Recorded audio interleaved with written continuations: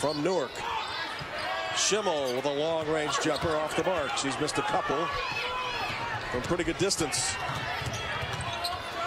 McKenna to Smith loves to drive that baseline. Basket and one.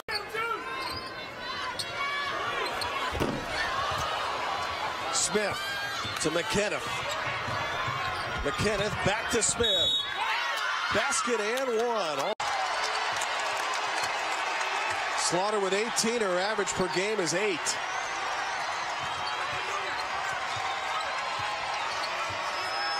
Crowd becoming a little bit more alive, but an easy way to kill. Half-court shot made by the Orange and history as well, as Syracuse won at 60-57. Inside Shanika Smith, great look. Lucky there with a little tip behind by St. John's, but happened to fall right in the hands of her teammate Slaughter for an easy deuce. She's still getting an assist, you think? I think so. To check with our stat people, but they'll take it by all means. St. John's could. St. John's just has to get back on defense. Transition being a huge part of this game. Finding a man, matching up, and not letting that layup happen. How about St. John's reading the pressure here? Doing a good job? Doing a really good job making sure that they not only control the ball, but make sure they find wide open players. Because they can expose this zone right now that Louisville is playing. Got to shoot it in 5 to beat the shot clock. And on the drive to the basket.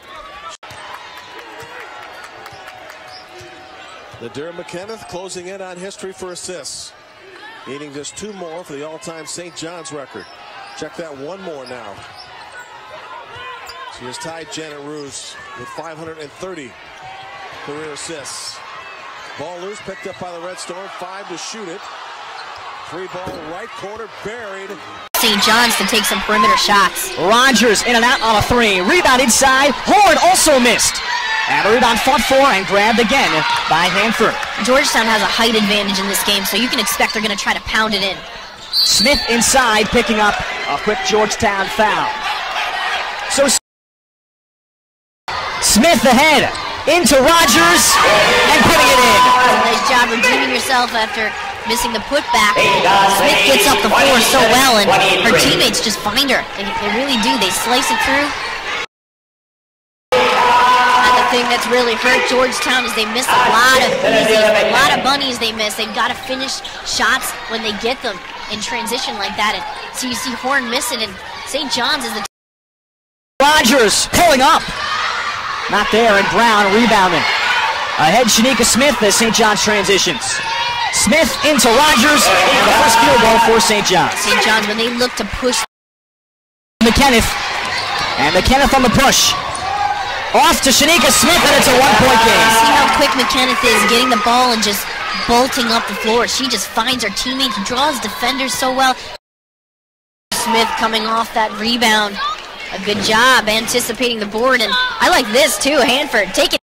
I think Horn is kind of that X factor for this Georgetown team. If she can become a more consistent player and not be in her own head, she can be a tough player for this team.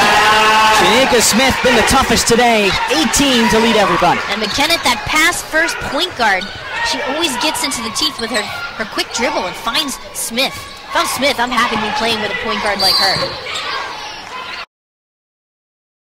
Back down the jumper, Shanika, first player into double fingers with 11.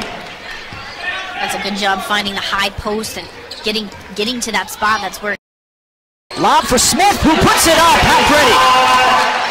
That's a beautiful play. Throw it up high to Smith, and just such a finesse player. 22 for Shanika Smith, and another great dish from Nadir McKenna, who has 10 and 10. Rogers. They handed the ball to Rogers, but the ball wasn't in play, and now Rogers has it, and a timeout, Georgetown. So it'll be the Hoyas' turn. And the window got her own rebound. A new shot clock for St. John's. Smith off the pump fake. Smith is so good at that. It's all off of St. John's offensive crashing of the boards. Didn't look like she got rid of it, but it hit the rim. And we'll restart it, but St. John's comes away with it. Smith will push, hustling down there to help out Langley. And Shanika takes it. Fairborn, Ohio. it's a small town, a small school, so it's not like a big powerhouse basketball program where you've got a lot of people that understand. I like how they're running, and I'm sure Coach Tardamella says as long as you're playing fast, it's okay. You come down the other end, Smith picks it, and that's an easy deuce for Smith. Game starts to lose time here in the second half. Under 8 minutes is always a symbolic of a time for team to make runs. Marquette has helped St. John's, but St. John's start.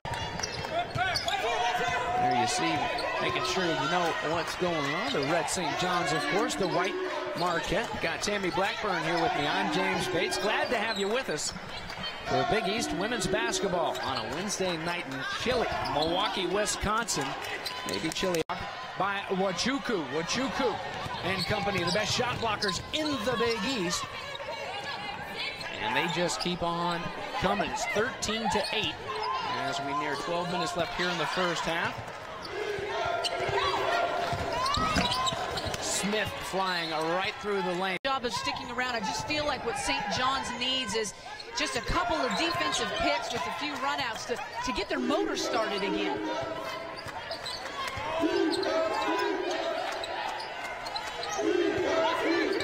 There's one right there that can kickstart things. Smith with a big three.